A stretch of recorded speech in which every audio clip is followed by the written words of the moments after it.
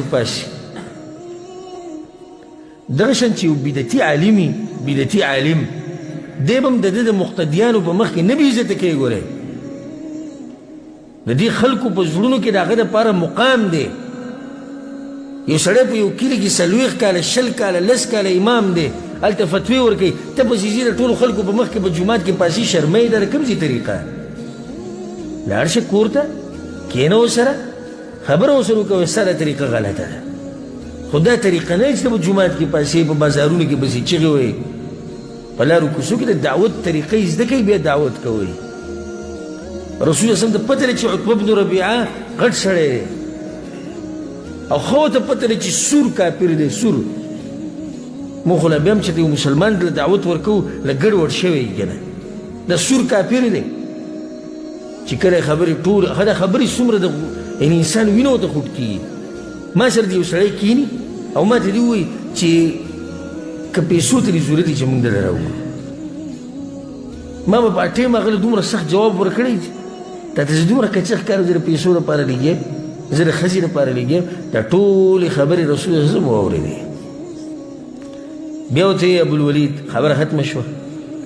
هغه یو ختمه شوه د هغو سره نور څه اوس ګوره پکار دا وه چې د ده د دلایلو په مقابله کې ابوالولید ده ته دلایل پیش کړی وی خبره خو داسې ختمېده که نه الله ورته ووایي موږ دې وشرمولي وو عرب به څه وایي ستا د لاسه به موږ خرابېږو بیا ورته وایي که مال دې پکار چې درکړو که جنۍ غواړې چې دله وغواړو رسول زموږ ته خبره ختمه ختمه بیا زما دې ته غوږ کېرسنګ چې ما ستا دې ته غوږ ایښودو هغه یې ووایه بسم الله الرحمن الرحیم حمیم تنزيل من الرحمن الرحيم أبو الوليد تويد أورا تنزيل من الرحمن الرحيم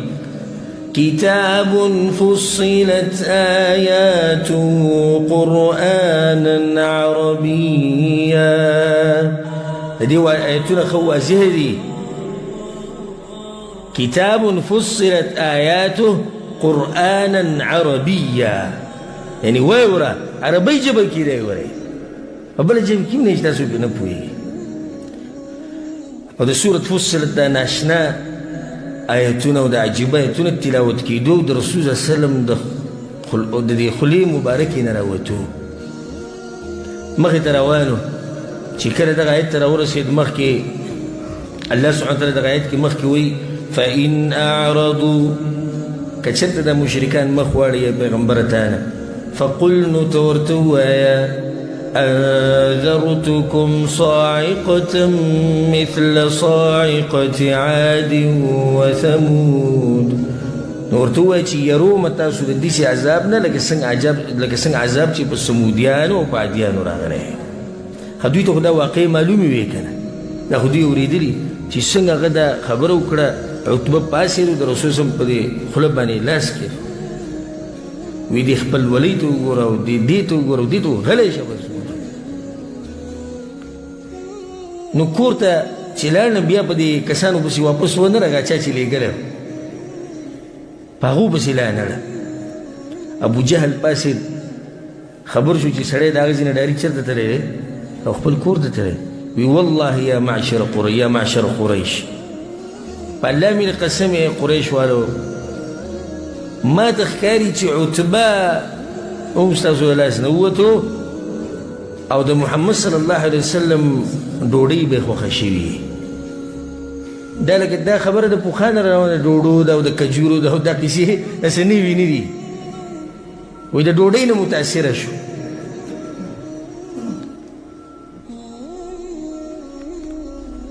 دا خبر ابو جهل چې دی ټولو مشرانو ته وکړه کوم چې په ټیم باندې ناست شو بس بیا اتفاق وکړو چې راځئ په دې سړي پسې ورځو په عتبه پسې ورلو ورې ورته وټکه ورووتو ابو جهل ورته ډایرکټ شروع کوي والله یا عتبه ما جئناک الا انک صبوت موږ تا پسې دې دپاره رالو چې لاسنیوی درته وکړو دین دې پرېښودو ګډوډ شي اوس ګوره دله څه ویلي هم نه دي خو دوی داسې دا سړی په غیرت کې راولي او داسې خرابوي موږ ته پسې رالو چې موږ خبر شوي یو چې د هغه دا خبرې د ډېرې خوښې شوې او بله دا چې که ډوډۍ دومره نهرې نو موږ به دله سره جمع کړو ته د هغې یو څو نوړۍ ډوډۍ ته ته لاړې خراب شوې دا خبرې چې ورته وکړې نو هغه غوسه شو قسم یې وخوړو چې تاسو د هېڅ چا سره خبرې نه کوو عتبه به دې خبرو خفه شو چې زه دې سړی یم تاسو ته پته لري چې زما څومره مال دی ښه مالدار یم زه نه د چا د روټو نه متاثره کېږم او نه هغه ماله څه روټۍ راکړي دا حقیقت دی خو کله چې زه په هغه پسې ورغلم فاجابني بشيء ما اوږدې اوږدې خبرې وکړې هغه ماله جواب راکړو والله ما هو بسحر ولا بشعر ولا كهانه کومې خبرې چې هغه وکړې نو زه درته په الله قسم خورم چې نه د لیونو خبرې دي نه د جادوګرانو دي نه د کوډګرو دي او نه د شاعرانو دي خو ما وله خوله بنده کړه او مې ورته دا ووایي چې نور غلی شه ځکه چې دغه سړی دروغجن نه دی او چې څه وایي نو هغه رښتیا وایي نو زه ویرېدم دې څه نه چې عذاب راشي موږ ټول به ګوره تباه شو بیا صرف دغه کار شوی په یو روایت کې دا راځي چې کله د ابوالولید راووتو دغه د رسول صلی د خوا نه نو دا مشران پسې رالو اواز ورته وکړو ما وراءک یا ابوالولید څه چلو شي ابوالولید داسې غلی غلی روان هغه ورته ویل ورایي زما خبره وایي دغه ده چې څه ناشنا خبرې مې واورېدې وي داسې خبرې ما چې ته په ژوند کې نه دي اورېدلي یا معشر قریش اطیعوني واجعلوها بي زه دله مشوره در کوم او زما خبره ومنئ ګورئ په دې کې ستاسو کامیابي ده او که دا نه منئ دې کې ستاسو بیا تباهي ده هغه ورته ابوالولید ته څه وایي دا سړی پرېږدئ چې څه کوي دی د ده دا لار نوره مخې ته مه نیسئ که بالفرض چا مړ کو زمونږ هم دغه پکار ده که چا مړ کو زمونږ دغه پکار ده خو چا مړ کو بل سړی به وکړي موږ به بدنام هم نه شو او که دا سړی زورور شو سباله او باچایي ده ته میلاو شو عزت نو د ده عزت زمونږ عزت دی د ده باچایي زمونږ باچایي موږ ورسره ملګري شو که چې موږ ستا خدای کړو خو اوس درته دومره ووایو چې د دې سړي نه لاس واخلئ دی پرېږدئ چې څه کوي هغه دې کوي دا عتبه بن ربیعه ښه په مشرکانو کې هوښیار سړی و خو دی دومره متاثره شو د رسول صلی الله علیه وسلم د هغه تلاوت نه د الله سبحانه تعالی د خبرو نه او چې تاسو سوچ وکئ یو څو نصیحتونه په دې ټایم کې یو دا قرآن موږ بار بار وایو په موږ چې داسې اثر نه کړی څنګه چې به عتبه کړی ورې دې ته سوچ دی هغه داسې وګڼله چې د عذاب په موږ ډډې راغی او موږ د قرآن روالو سهار ماښام وایو په مخه یې وایو ښکلولو خو موږ سم مشینان یو زموږ د خلکو قرآن دومره ښکلی چې او دا غلاف وله جوړ که او بری کېده او داسې او دغه دا خبرې خو هېڅوک پرې نه پوهېږي چې دې کې دنه څه دي الله وایي څه غواړي زموږ نه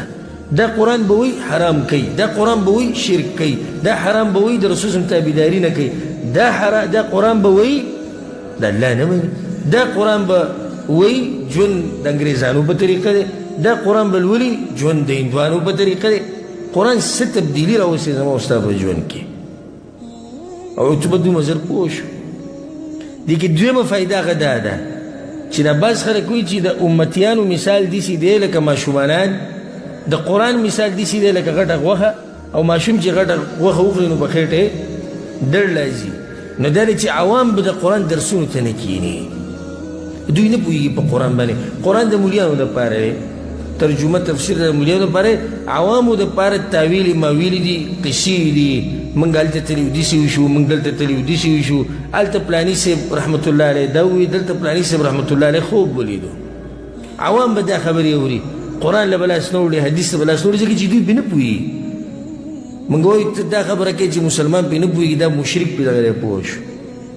عتبه پرې پوه شو نو چې یو مسلمان کوشش وکړي محنت وکړي هغه به نه پوهېږي او څه وایي کوشش او محنت وکړي خلاص به کړي نه پوهېږي ډېر به پکې پوه شوي او الحمدلله ښه واضحه کتاب دی کتاب فصلت آیات الله وایي ما ول آیتونه ښه واضحه کړي دي هر سړی پرې پوهېدی شي الله سبحانه تعالی دې مونږ په قرآن باندې پوه وکړي